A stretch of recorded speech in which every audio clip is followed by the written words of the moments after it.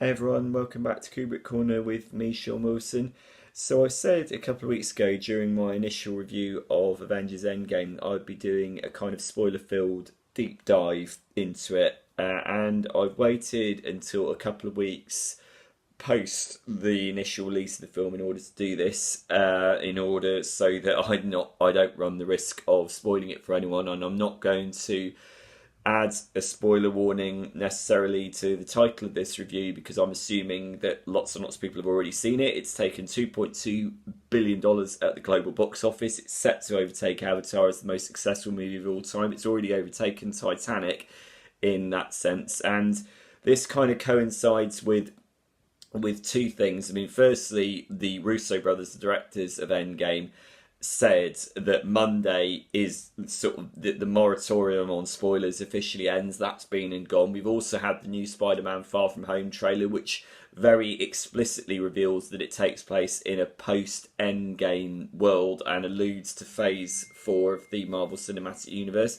So that's all really, really exciting. So yeah, just this is my chance to not so much talk about the sort of by the numbers plot examination of the movie so much as my own spoilerific thoughts about what Endgame actually means. And I think first and foremost we've got to address the wonderful way in which it signs off Robert Downey Jr.'s tenure as Iron Man. You know, this Endgame has been 11 years in the making. There's 11 years worth of MCU heritage behind it, which began with the first Iron Man movie back in 2008.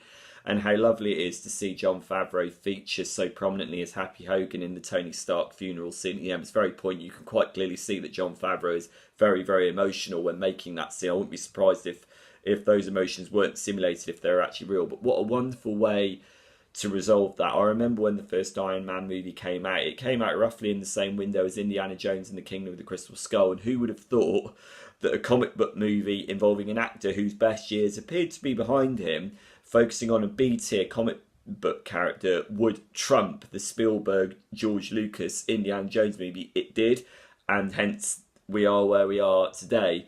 And of course, this leaves a lot of lingering questions as to how Iron Man's legacy is going to be honoured and continued. As we've seen in the Far From Home trailer, there is going to be a very, very explicit acknowledgement of Tony Stark's legacy, because Peter Parker Spider-Man, played by Tom Holland, obviously looked up to Tony Stark as a mentor, and we see in the Far From Home trailer there's a very poignant image of him looking at a mural of Iron Man, and there's going to be some kind of continuation of that. But clearly, one of the things I was kind of expecting Endgame to do was I was expecting there to be a formal handing of the Avengers baton to some of the new, more powerful incumbents in the Marvel Cinematic Universe. I mean, primarily Captain Marvel, Brie Larson, who actually played quite a peripheral role in Endgame. I mean, she admittedly did save Tony Stark and Nebula, Karen Gillan, at the very start, and she played a key role in the battle at the end, but her screen time is relatively limited. I can't have been the only one expecting there to have been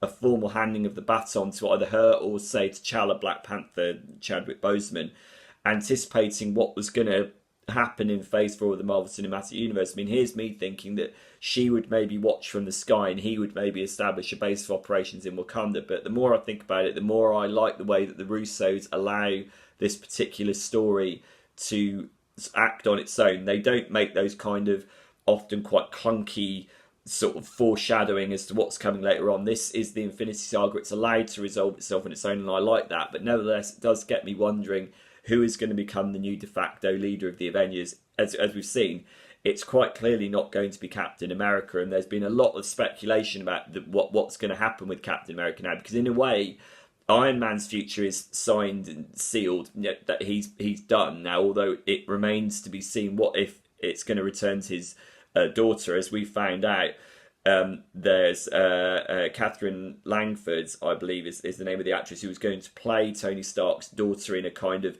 vision sequence that was going to interrupt the final battle. They then cut that scene out because they thought it would interrupt the flow, and apparently it confused test audiences. I have to say that was probably a good idea. It remains to be seen whether we're going to return to her and whether she will take up the Iron Man mantle. Of course, Captain America, it's much more open. You know, through the miracle of time heisting at the end of Endgame, he was able to go back through time after delivering the Infinity Stones to their rightful place to live out the life with Peggy, Hayley Atwell's character, which he was denied in his first movie, The First Avenger, as a result of freezing himself in the Arctic ice, in the pack ice.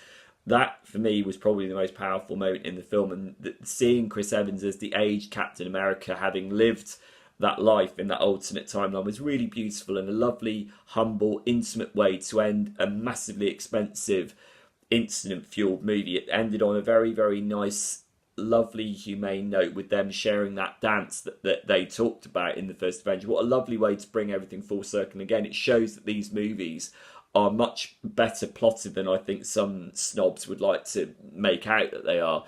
But of course, what that now means is, are we now going to get a subsection of other Captain America movies that fill in that the years that he spent with Peggy prior to him coming back as an old man back into the world of Endgame? Of course, we don't know. The Russo brothers have been talking about whether this is kind of whether there will be allusions to that in the future. It remains to be seen. Of course, one of the big shocks, Black Widow. Black Widow quite clearly has no future in the MCU. She sacrificed her soul on Vormir in order to release the Soul Stone and help it sort of accelerate that final battle with Thanos. I mean, I think her sacrifice in the movie was kind of the most noble out of all of them. And one of the criticisms I have of the movie is I think they don't make enough heavy weather about the fact that her sacrifice was incredibly noble. I mean, you're meant to think it's either going to be her or Clint Barton, Hawkeye, Jeremy Renner's character, and it turns out to be her. Her soul is now held in perpetuity. Her body is not going to be reclaimed in its physical form, nor is her soul going to be reclaimed either. So that, of course, kind of makes you think, well, okay, she's clearly got no future. Clearly the Black Widow movie that is set to begin filming this summer is going to be pitched as a flashback character, and I think that kind of implies that really the main interesting thing about the Black Widow character is her past. It's not where she's going, it's where she's been, which kind of makes sense because her sort of Soviet past has been alluded to in Avengers Assemble and Avengers Age of Ultron, and I like to see how Scarlett Johansson digs into that. Clearly that movie is co-stars Florence Pugh, Rachel Weisz and David Harbour, as has been recently announced. So that's going to be kind of interesting, seeing how by taking a character back, they actually make a character more interesting than they otherwise have been. That's really, really great. Otherwise, I mean, it remains to be seen what's going to happen with Tom Holland's Spider-Man, Peter Parker. I mean, clearly, as the Far From Home trailer suggests, there's going to be the emotional growth and maturity is clearly going to be a key factor in that character, especially in the absence of Tony Stark being there for him. There are other questions as well, like, as for example, what happened to Loki? Loki managed to zap himself out of the battle in New York as a result of all the time heisted interference. He was able to sort of manipulate the situation and use the Tesseract to zap himself out of that timeline. I can only assume that is going to be a reference to the Loki Disney Plus TV series that's coming. I wouldn't be surprised. Again, I was kind of expecting a post-credits reference to that bit with Loki. We didn't get it, so I'm assuming that's going to play into that. Similarly, I think what's going to happen is that a lot of the mid-tier characters who necessarily aren't strong enough to carry their own movie, a lot of the characters whom we as an audience are only marginally interested in, are probably going to be positioned as a Disney Plus sort of front runner. I mean, that's already happened with Scarlet Witch, Wanda Maximoff, Elizabeth Olsen's character, who's a decent character, but I don't think there's enough interest in her for her to lead her own movie. So she's already got WandaVision, her own Disney Plus series.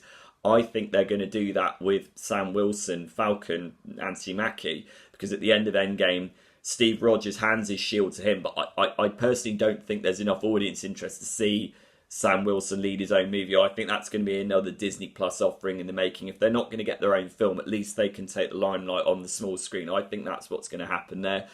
So, other questions, what's going to happen with Hulk? There's a lot of speculation about this. Professor Hulk, the fact that, Bruce Banner, Mark Ruffalo managed to amalgamate his angry and his cerebral sides in this brilliant motion capture performance. That was really, really funny and really well done. Professor Hulk, as people are now referring to him, presumably the time travel knowledge is going to play an important role somewhere further down the line in a future MCU movie. Similarly, what's going to happen with Guardians 3? Is Thor, Chris Hemsworth, going to team with the Guardians in Guardians Volume 3? I mean, now that James Gunn is back and is sure to bring that wacky, irreverent humour to it, surely that makes him a good fit with the sort of jokey Hemsworth portrayal that we saw in Thor Ragnarok and obviously Endgame. And Endgame teases some very, very funny banter at the end between him and Peter Quill, Star-Lord, Chris Pratt, in terms of who's got stewardship of the spaceship, who's in charge. You know, no one's going to be knifing each other. We all know who's in charge and so on. That was very funny and appeared to allude to what's going to happen in Guardians 3. I mean, even if Thor only makes a cameo in that, it'll be very, very funny. So, yeah, lots and lots of very, very interesting and pointed questions to come out of this experience. I mean, the main one is that, when are we going to get a movie like this again? This movie is a culmination. It's a culmination of 11 years worth of heritage, and it's unique not only in terms of this year's blockbuster movies, but in the recent annals of blockbuster movies. Like, there's a lot invested in this, and I kind of think that we're not going to see anything like this again for quite a long time. And the poignancy of that has kind of sunk in a lot. It ties into the saying farewell to the likes of Iron Man and Black Widow, but it's more that sense of this being a resolution to something very, very profound that's brought a lot of people together. It's very poignant. And I think what it shows is that Marvel have done a brilliant job building the storytelling up to this. People may sneer at the fact that this is a comic book franchise. I think, broadly speaking, it's been very, very well plotted and very thought out. And I think that, for me, I can't think of very many movies coming in Phase 4 of the MCU that I'm particularly excited about, with the exception of things like Black Panther and Guardians 2 and Guardians Volume 3. I can't really think of anything that will sustain my excitement in the same manner as Endgame. It's very interesting to know where they're going to go with it, how they're going to build to even greater levels of anticipation and excitement from here. I think the final thing I want to say is just, it's a perfect sign-off for Robert Downey Jr. I mean, talk about an extraordinary career reinvention.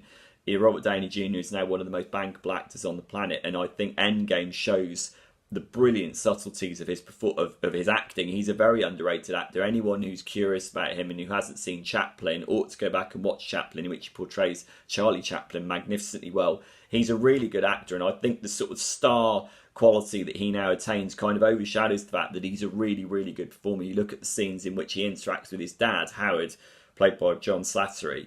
Those scenes are really subtle and really affecting, because you can quite clearly see that he's wanting to say things to him that he can't say. So, and I think that it's a very, very powerful closing of the book on a career rejuvenating role for Robert Downey Jr. And yeah, there really isn't much more to be said for that. It's a very, very satisfying experience. So those just a smattering of the thoughts that I've had rattling around in my head since I watched Endgame.